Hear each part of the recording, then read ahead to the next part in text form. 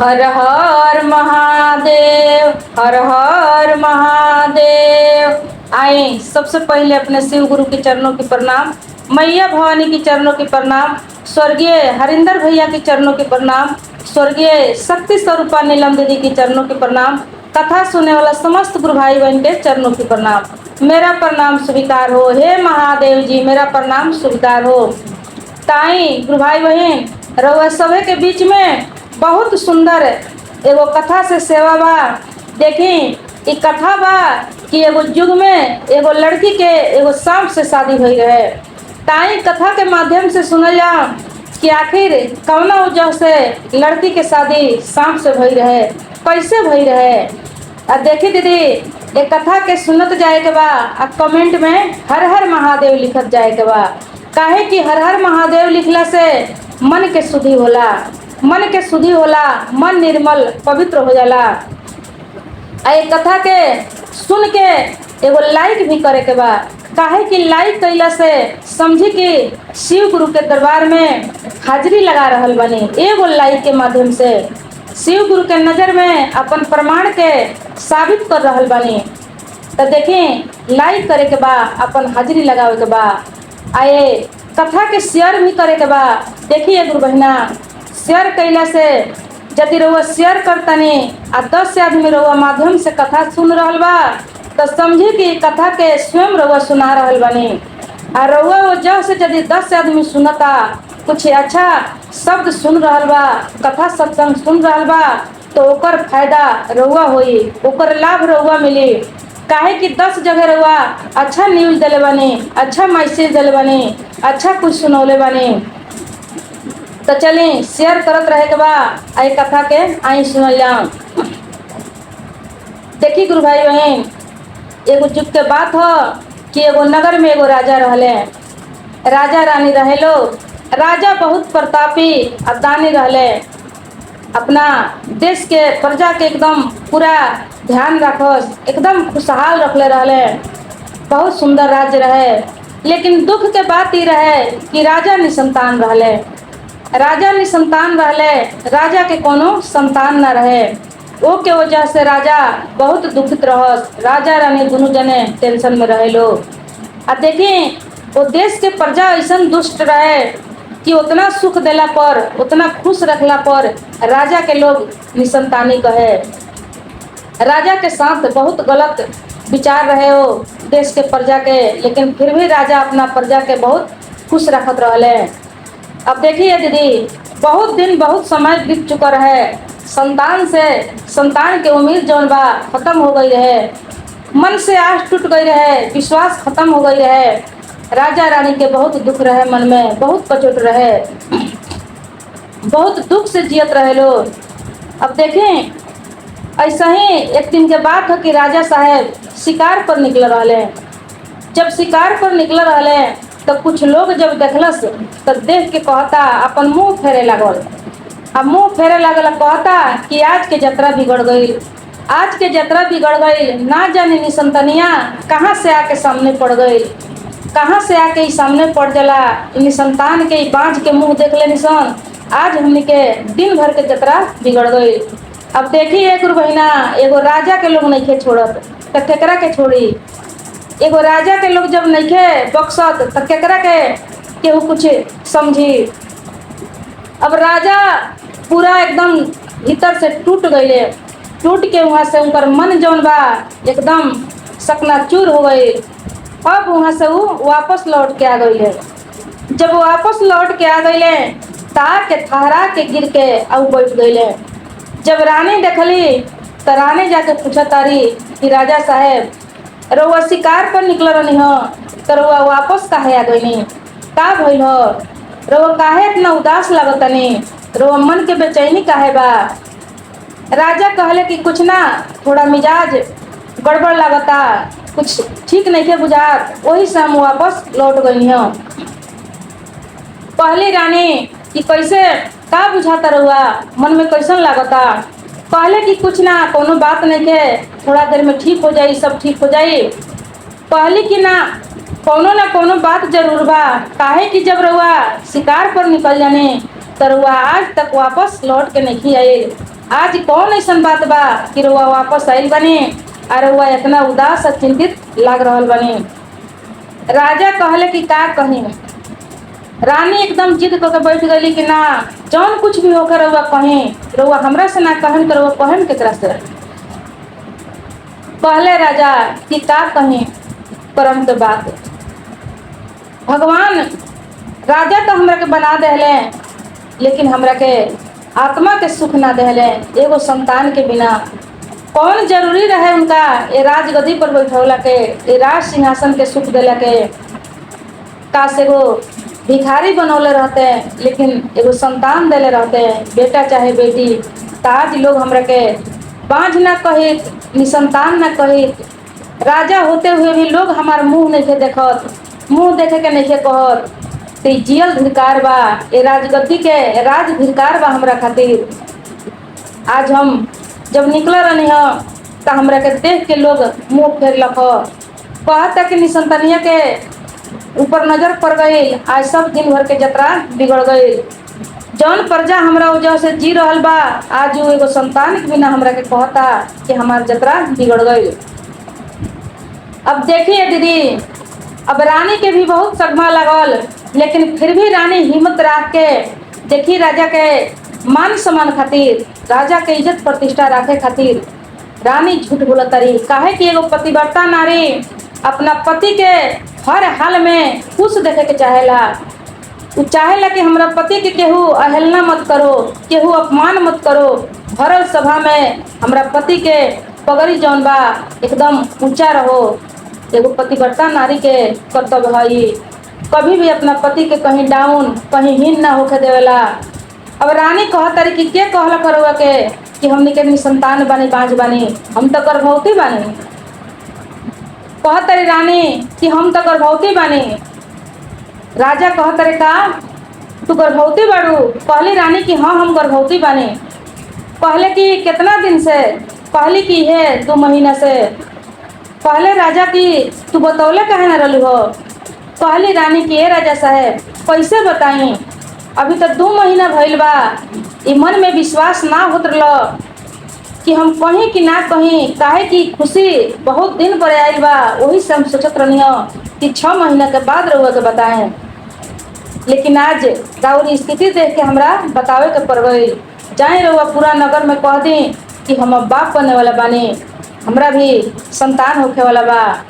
अब देखिए गुरु बहिना, अब पूरा राजा एकदम खुश हो गईले, मन मिजाज उनकर गदगद हो गई।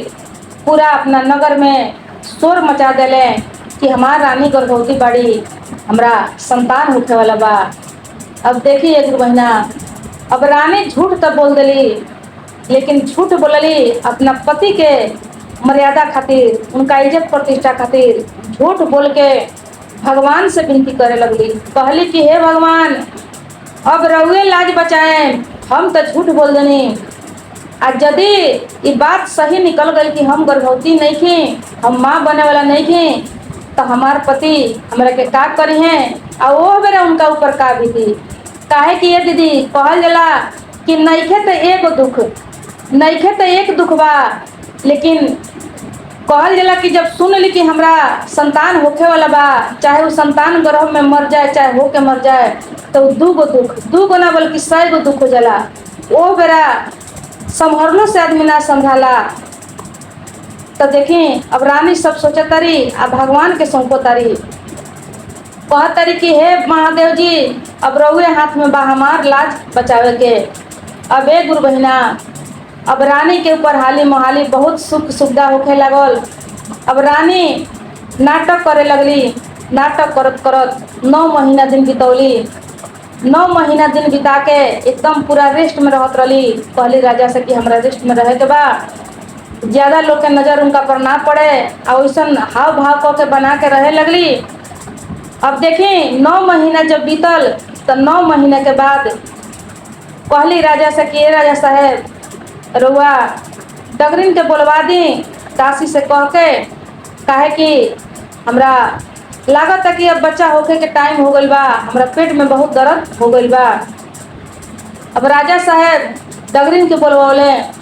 डगरिन एगो दासी दू जनी वहाँ जब गई लोग, तब गई लोग तो दोनों जनी के रानी जे बा वो भीतर कोठरी में पैर पकड़ लेली। अब पैर पकड़ के कहतरी कि तहनी के हमार धर्म के माई हो लगिन। देखो हम राजा से झूठ बोलल बानी, हम कोनो गर्भवती नहीं थी, हमरा कोख में बच्चा उच्चा नहीं थे, हम बच्चा के जन्म देवेला नहीं थी। वो तो हम अपना पति के मुंह देख के, उनकर अपमान सुन के अपना पति के मुंह देख के हम झूठ बोल देनी।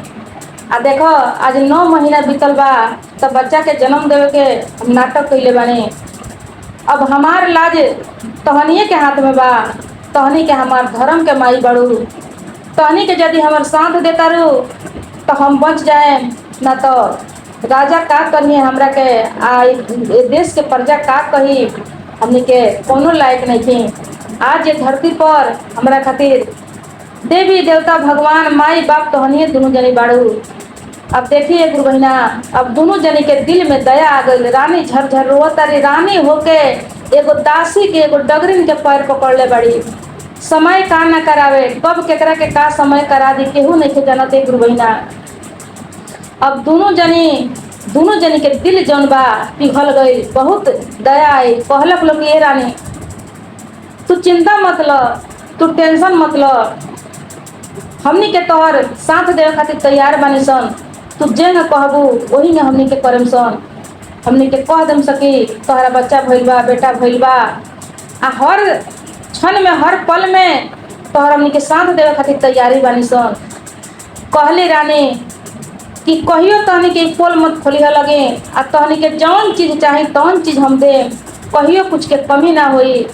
लेकिन दोनों जनी कहलक लोग कि देखा रानी कुछ के लालच मन में नहीं थे, लेकिन हमनी के तोहर साथ जरूर देम सन। देखिए गुरु बहिना, कुछ लोग बा तो कुछ के लालच बस में आके केहू के सहायता मदद करेला, लेकिन कुछ लोग अपना दिल से करेला। कुछ मन में कोनो लालच अभिलाषा ना रखेला कि कुछ मिली तबे केहू के साथ देहल जाई। कोनो परिस्थिति जब केहू के ऊपर खड़ा हो जाला तो सब लोग एक खानी ना होला। दोनों जनी बहुत दिल के दयावान रहे लोग। अब जाके डगरिन जाके तासी जौन बा वो राजा से बाहर कह देली कि राजा साहब रउआ बेटा भइल बा, बहुत सुंदर पुत्र के जन्म देले बड़ी रानी। अब देखिए गुरु बहिना, अब राजा उल्टे पांव घूम गईले, आ घूम के जाके सगरो अपना दरबार में शोर मचा देले। शोर मचौला के बाद में लागल वहाँ मिठाई पर मिठाई बटाए। सब कुछ हो हवा गई, पूरा शाम हो गई, पूरा नगर में घूम घूम के राजा मिठाई बंटवावे लगले। आ जब शाम हो गई लौट के अइले तावत रहे, तो अपना रानी के जब बुलावत रहे तो रानी बहर के जाता रही दुआरी पर। कहले राजा साहेब कि रानी अब हमरा बेटा के मुंह दिखा दो, अब हमरा बेटा के मुंह दिखा दो, काहे कि बहुत दिन के बाद मन में जिए के इच्छा जौन बा वो जागृत भइल बा, मन में खुशी आई बा, हमरा बेटा के दिखा दो। तो रानी कहतरी कि राजा साहेब का कहें, बेटा तो भइल बा, लेकिन देखें अब हमहू बेटा के होते मात्र दासी के पेठौनी है पंडित के घरे। अब रउआ तो नगर में चल गई है, तो हम केकरा से कहीं दासी के पेठौनी है बबुआ के ग्रह और नक्षत्र देखे खातिर। तो पंडित जी कहले हन कि बबुआ के जन्म तो भइल बा, सब ठीक ठाक बा, लेकिन एगो बात के दोष बा, इनका ग्रह में एगो बात के दोष बा कि बबुआ के मुंह जौन बा उनकर पिता आ चाहे कौनो भी नगर के लोग वो लड़का के जब शादी हुई तो मड़वा में देखी, बीच में नहीं खे देखे के। बीच में यदि कौनो भी इंसान के नजर इनका ऊपर पड़ जाए वही दिन इनकर मृत्यु हो जाए। काहे कि बड़ा भाग से बड़ा कठिन से ना होखे वाला चीज भइल बा, रुआ भाग में लिखल ना रहो, लेकिन फिर भी भगवान देले बड़े तो एकरा खातिर कुछ दिन और अपना मन के मनावे के पड़ी, तपस्या करे के पड़ी। अब देखिए गुरु बहिना, अब राजा साहब के फिर मन गिर गई, लेकिन फिर भी कहले कि कोनो बात नहीं थे, जब इतना दिन संतोष भइल तो अब तो बेटा हो गई बा, देखी या ना देखी, तू अपना बेटा के संभाल के पोस, आ केहू का नजर मत पड़े दिह। अब देखिए गुरु बहिना, बेटा के पोसे लगली रानी, बेटा तो रहे कहाँ। लेकिन वो बेटा खातिर एगो ऐसन बड़का भितरे बनवौली सब कुछ कि हमर बेटा यही में रही जे कोई के नजर ना पड़ी। अब उनका खातिर वो राज दरबार में वैसन सुविधा बन गई, वही में रानी राखस। आ वही में धीरे धीरे दिन बीते लगल, दिन बीतत गई। अब दिन जब बीतत गई तब देखी अब वो लड़का के समय उम्र हो गई 20 बरस के। अब 20 बरस के हो गई तो सबतर मालूम रहे कि लड़का के राजा के बेटा बा। अब लोग लागल कहे कि राजा साहब लोग अपना बेटा के बियाह कहिया करें। सबतर मालूम रहे कि राजा के मुंह लड़का के मड़वे में देखे के बा। अब राजा कहले कि हाँ बियाह करें, काहे कि हमरो मन में बेचैनी बा कि कहिया लड़का के बियाह हो जे हम लड़का के अपना देखती। अब देखिए गुरु बहना, अब शादी ओदी के ठीक ठाक हो गई। शादी के जब ठीक ठाक हो गई तब बारात के दिने जब बारात निकले के रहे तो उस दिन बोलवली उदासी के डगरिन के दोनों जनी के बोलवली, काहे कि दोनों जनी उनकर साथ दिले रहे लोग। बोलवली आ कहली कि देख लो 20 बरस से तो हम बचत आ गई बने, लेकिन आज कैसे हुई, आज कैसे हुई। आज तो बेटा के बारात निकाले के बा, अब लागत कि आज हमारा अंतिम दिन बा। आज उदासी जौन रहे कहलस कि ना रानी साहब रउआ चिंता मत ली, रउआ भगवान के ऊपर छोड़ दी, रउआ भगवान के ऊपर छोड़ दी। आ हम देखी बहुत सुंदर आटा ले ली, आटा के बहुत बड़का एगो पुतला बनौली, बहुत सुंदर पुतला बनौली। जौन उनकर पोशाक आई रहे सब पोशाक पहिरा के कपड़ा में बांध के रानी अकेला अपना बेटा के आंचल में छिपा के आ ले जाके वो पालकी में बैठा दहली। आ कहली कि पालकी के ऊपर से पूरा डोली खानी ऊपर से वो हार तनवा दहली, तनाई रहे। अब ले जाके बैठा देली आ बारात निकल गई, चल गई। रानी बैठ के रोआ तारी फुका फाड़ के वहाँ डगरी न दासी उनका के संभलने वालों कि रानी रोआ चिंता मत ली, अब भगवान जे करिए उहे होई। अब कि तो लाज बची आ ना तब पोल खुली, 2 गो में एगो होई तो चली। पोल जब खुल जाई तो राजा के जे बुझाई से करिए बड़ा किसे रोआ के मार दिए। अब देखी बारात निकलल बा, चल गई बा।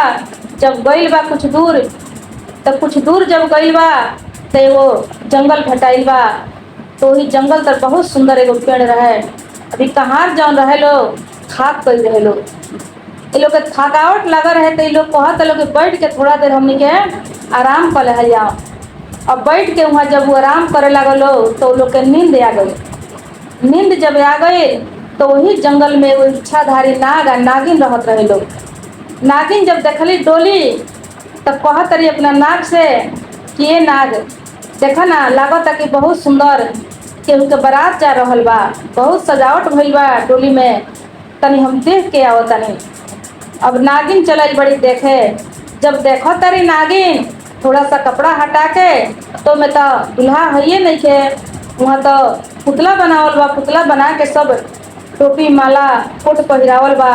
अब देख के बड़ा चकित हो गई कि कपड़ा पोशाक तो इतना सुंदर इतना महंगा लागता आ लड़का है नहीं के, ये कौन ऐसा बारात हो दादा। अब देखिए गुरु बहिना, अब वहाँ से वो आई बढ़िया के अपना नाग से कहत रही कि ये नाग तनी रउआ चल के देखी ना ये कैसन बारात बा, हम तो आज तक ऐसा बारात नहीं देखले, कितना बारात यहाँ आवेला रुकेला। अब नाग अइले देखले तो कहत रहे कि ना जाने कैसन बारात हो, ये कैसन ये कहाँ से बारात आ रहल बा, ये जरूर लागत कोनो ना कोनो एमें गड़बड़ बा, कोनो मजबूरी बा ये बारात में, कोनो परेशानी की वजह से ये सब रचना रचल गई बा। अब देखिए गुरु बहिना, अब नाग महाराज के मन में भाव कैसन आवता, कैसन विचार उठता, महादेव जी के कृपा होता। काहे कि महादेव जी जब चाह दें तो केहू के ऊपर कोनो माध्यम से कृपा करा दें। महादेव जी स्वयं ना खड़ा होकिन है, लेकिन कोनो ना कोनो माध्यम से वहाँ केहू के भेज के जहाँ चारों ओर से रास्ता बंद हो जाला वहाँ का रास्ता खुला करा देने। अब नाग कहता रहे कि ये नागिन देखो जब बारात जाई तो बाराती के लोग देखी कि हमें लड़का नहीं थे तो वहाँ कितना जग हंसाई हुई, कितना का वहाँ हो जाई। तू कह तो हम दुल्हा बन के चल जाते हैं, और जब शादी हो जाई कम से कम वहाँ इज्जत प्रतिष्ठा रह जाई ये बारात वाला के, तो हम वापस लौट के चले थे। पहली नागिन की ना, जब शादी हो जाए तो रउआ कहीं वही लड़की के मुंह माया में रउआ पड़ जाए। पहले नाग की ना, वैसा ना होई, बस शादी भर के तू हमरा के तू अपन इजाजत दे दो। काहे कि केहू के इज्जत इज्जत ह, केहू के इज्जत जब हमने के ढाक दहल जाई तो कभी हमनियों के ऊपर कुछ कोनो परिस्थिति खराब होई तो भगवान हमनियों के देखिहन। अब बहुत कहला सुनला पर नागिन कहली कि ठीक बा, रउआ बियाह करके आ जब वापस आए तो यही जैसे रउआ हमरा पास चला। कहले कि ठीक बा। अब देखिए गुरु बहिना, अब नाग इच्छाधारी रहले, अपना इच्छा से बहुत सुंदर 20 बरस के राजकुमार बन के अब पालकी में बैठ गए। सब रजवाड़ी कपड़ा वहाँ रहे पहिर ले, बेहूती कपड़ा पहिर के जब गईले तो कहार लोग जब उठावता तो कहता कि पहले तो उठौनी हसन तब बहुत हल्का रहा, अब कैसे भारी हो गई। अब बहुत चकित में पड़ल बालो, लेकिन फिर भी देखे के ना रहे। अब कहता लो कि कोनो बात नहीं है, जे कुछ भी हो के चलो हमने के बारात लेके पहुंचा दे के बाद। अब बारात जब वहाँ गइल बा तो बारात वहाँ गइल बा तो वहाँ कुछ राजा साहब कहले कि कोनो नेग करे के होई, दुअर पूजा से लेके चाहे जे कुछ भी सब लोटा के माध्यम से होई। हमार लड़का एके बेर मड़वा में निकली। अब सब लोग वहाँ देखे खातिर बैठल बा, लेकिन राजा मना कर दिले तो वो लोग के वो मंजूर रहे। कहला कि कोनो बात नहीं है, मड़वे में देखल जाई। अब सब नेक सब विधि हो गई बा गुरु बहिना। जब मड़वा में अब शादी के समय होता तो देखी जब लड़का वहाँ से निकला था, राजा कहले कि बेटा तू अब डोली से निकलो। अब जब डोली से निकला तारे तो सारा लोग देख के चकित हो गई, सारा लोग देख के चकित हो गई। राजा जब देखले तो राजा के चक्कर आवे लगल, राजा के चक्कर आवे लगल। काहे कि बहुत दिन के बाद संतान के मुंह देखले रहले। सुन के 20 बरस तक सुन के भीतर रहे आ कुछ दिन तक बिना संतान के भीतर रहे। अब राजा के मूर्छाए आवे लगल कि वाह, तब न हमर रानी इनका के छुपा के रखले रहली हो। तो लागता कि देव लेके कोनो देव होंगे, इतना सुंदर बुझाए के लीलार पर उनका मणि जर रहल बा। सब लोग पूरा नगर के लोग खुश हो गए। बड़ा विधि विधान से धूमधाम से शादी भइले गुरु बहिना। जब शादी हो गई तो बिहान भइले विदाई भइल। जब विदाई भइल तब फिर वही जान कहार लोग लिया के थोड़ा देर आराम करे खातिर आ वहाँ बैठल बालो। तो बैठल बालो तो देखी अब वो डोली में लड़की रहली, डोली में लड़की रहली आ घोड़ा पर लड़का रहले तो घोड़ा भी वहाँ बिलमावल गइल बा आराम आराम करे खातिर, घूम फिर करे खातिर। तो नाग गइल बड़े वहाँ आ जाके अपना नागिन से कहत रहे कि ये नागिन देखो ना, शादी तो हो गई, वहाँ के इज्जत तो रह गई, लेकिन ये लड़की जहाँ जाई वहाँ की इज्जत ना रही। कि कैसन लड़का से बियाह भइल कि लड़का बियाह क के भाग गई, कितना गद्दार बा, कितना धोखेबाज बा। सब गांव नगर के लोग ठीक ना कही। आई लड़की के वहाँ नेक चार कैसे होई, कैसे देख फनावल जाई। एक दिन के तू मोहलत हमरा के औरी दे दो। कहले कि ना रउआ देखो तनी कि राउर मन बढ़ल जाता। कहले कि ना ऐसा बात नहीं है, जब एक ठाइन के इज्जत रह गई तो वहू जग इज्जत राख ल तू। वो तहियो के इज्जत जब रह जाई तो हम बिहान भइले चले तो कोनो दिक्कत ना होई। कहली कि ठीक बा जाई। अब देखिए गुरु बहिना, अब नाग वहाँ से फेन आइल बड़े, घोड़ा पर बैठल बड़े, घोड़ा हटाइल बा, डोली चलल बा। अब दोनों जने आइल बालो, यहाँ जब आके पहुँचल बालो तो सब यहाँ के नेक भइल बा। यहाँ दौरा में डेक फनावल गइल बा, दुल्हा दुल्हन उतारल गइल बा। आ दुल्हन उतार के जब अपना घर में कोहबर में गइलो, अब कोहबर में गइलो तो वो दिन के दिन तब बीत गइले गुरु बहिना। अब देखिए दूसरको दिन बीत जाता। अभी नाग के वो महल के सुख सुविधा देख के, राजा के घर के उन लड़की के सुंदरता देख के, माई बाप के प्यार देख के, काहे कि मानव के जोनी में आई रहले। मानव के जौन सुख बा, मानव के जौन परिवार के सुख मिलेला, इस सब दुनिया के रंग बिरंग के सब देखे के मिलेला। वो कोनो जीव जंतु के ना मिलेला ये गुरु बहिना। वही से कहा जाला कि मानव के जोनी जौन बा बहुत अनमोल जोनी है। मानव के जोनी में अइला के बाद में कुछ ऐसा गलत कदम ना करें कि जीव जनावर बन के और जीव जनावर पशु पंछी बन के पड़ल रही। अब देखिए उस सांप के जब ई मानव के जोनी में आइल बड़े सब देखो तारे दुनिया, देखो तारे बाहरी दुनिया, तो उनकर मन जे बा बदल गई बा। उनकर मन नहीं के करत कि हम यहाँ से फिर ई नाग के जोनी में जाएं, यहाँ से वापस जाएं। अब सारा सुख मिल रहा बा, सब ए दुनिया के रंग रीति देख रहल बड़े। अभी माया के बाजार में ये अझुराइल बड़े, काहे कि मानव के जोनी ऐसा हईले ह। आई दुनिया जौन बा ई माया के बाजार हईले ह कि यहाँ आदमी के अझुरा जाए के पड़ेला। अब देखिए अझुरा गइल बड़े, अब अझुरा गइल बड़े त नागिन उनकर बा इंतजार करता रही कि अब ना गई, अब ना गई।